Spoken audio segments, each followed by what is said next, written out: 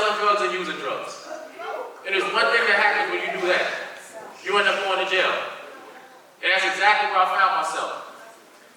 Think about that, guys. You have a goal, you achieve your goal of going to college, and in the blink of an eye, you're sitting in the back of a police car. And the vision is etched in my brain, because I'll never forget the day I was about to get arrested. I called my wife.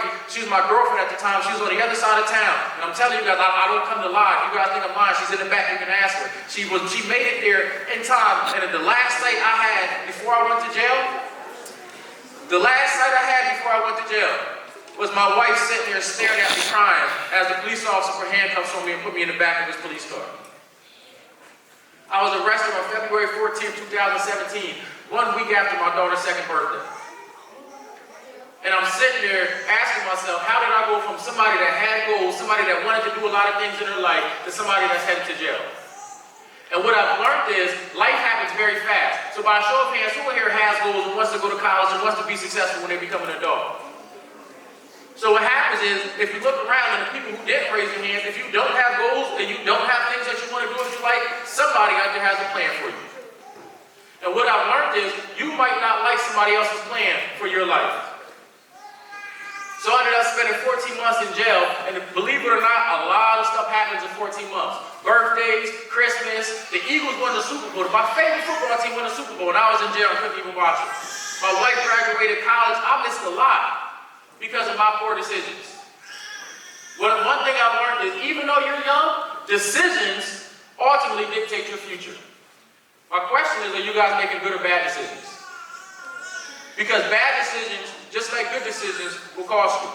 Sorry, that's my son. I told him he shouldn't talk while I'm talking, but he doesn't listen sometimes. So why else, guys? Because I got out of jail when I was released. I was like, okay, I don't want to ever do anything to go back to jail. I had a lawn care business when I was 14 years old. So I tried it illegally. I'm like, let me try it illegal, but let me relaunch my lawn care business. And I launched it. We was doing good. I'm like, man, I'm going to be a millionaire. We was making $100,000. And I'll never forget, because I got out of jail April 30th of 2018. And on February 26th of 2020, my brother got shot and killed.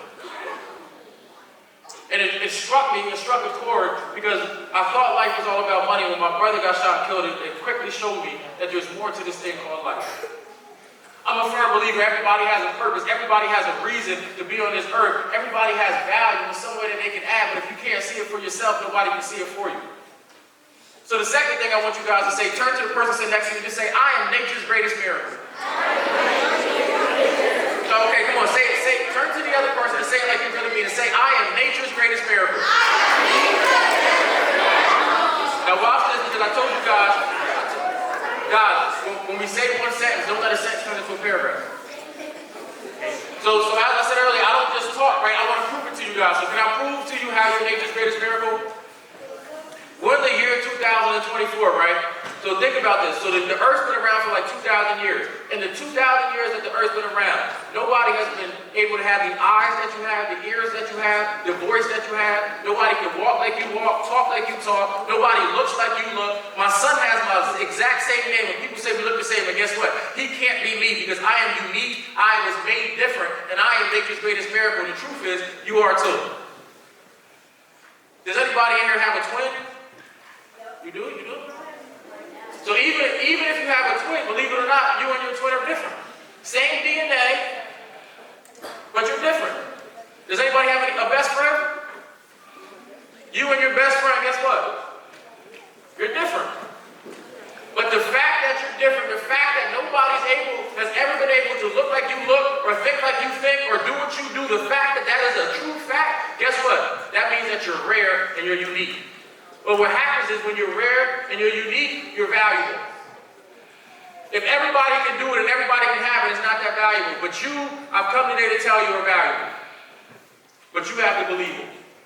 So do me a favor this third time. Let's act like we really believe it. Act like we really believe it. Turn to somebody else and just say, I am nature's greatest miracle.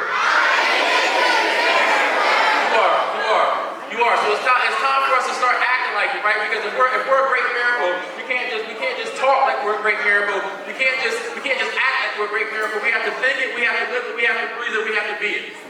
So I'm going to leave you guys with this, because one thing I've learned is everybody has a superpower. Right? Everybody has a superpower. And I'm not talking about like a superhero. Like I know we just used to be superheroes I believe in. I'm not talking about a superhero. But you don't have to be a superhero to have a superpower. Can I show you? Yeah, sure. Not everyone. Yes, can I show you? So I'm going to tell you guys this story. And the story is one of my favorite stories to tell. Because believe it or not, by the end of the story, you guys are going to see your superpower. So the story is about two old guys that were in a nursing home. By show of hands, have any of you guys been in a nursing home before? Man, you guys are a little young to be in a nursing home. But in the nursing home is set up like a hospital, right? There's a door, there's a bed, there's a shower curtain, a bed, and there's a window. So the two guys that were in the hospital, they were like old guys, right? And they became friends. They spent a lot of time together and they became friends. So my guy that was by the door used to always ask my guy that was by the window to look outside and tell me what he seen. So my guy that was by the window would always paint a beautiful picture, right? Say, oh, I see TP out there beating some kids in basketball. I see a dog chasing their tail. Somebody's proposing. I see a kid eating ice cream. It was always something great and beautiful. And one day, my friend that was by the window, he ended up passing away. And that's not the point of the story. Everybody has a date, right? But when he passed away, my guy that was by the door said to the nurse, "Nurse, can you move me over to the window? I want to look out and see what my friend was seeing." And the nurse was like a little old lady. She's like, "Dude, I can't pick you up." But she went and got two strong guys, kind of like these guys here.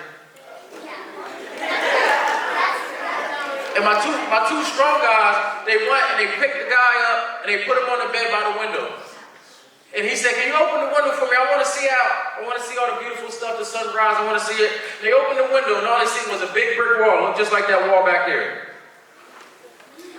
And when he seen the big brick wall, he said, "Nurse, I need you to get a construction crew to take down this wall so I can see all the beautiful stuff my friend was seeing."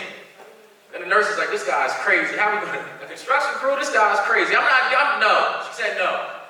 My man said, "Please, I want to see what he was seeing." And the nurse looked at him and said, "You didn't know." My guy said, "What are you talking about? I didn't know what?" She's like, "You being for real? You capping." I said, "Right, capping? Are you fool? You capping? You didn't know?" My man's like, "I didn't know what?" And she said, "Your friend that was by that window was born blind. He couldn't see anything out that window even if he tried. Everything he told you that he saw out that window was for you to make your day a little bit better." Guys, that does not matter how young you are. It does not matter where you come from. Everybody has a superpower, and that is the ability to make somebody else's day better. My only question for you is, how can you use your superpower to make somebody else's day better? Guys, my name is Tavon Parker. Thank you for your time.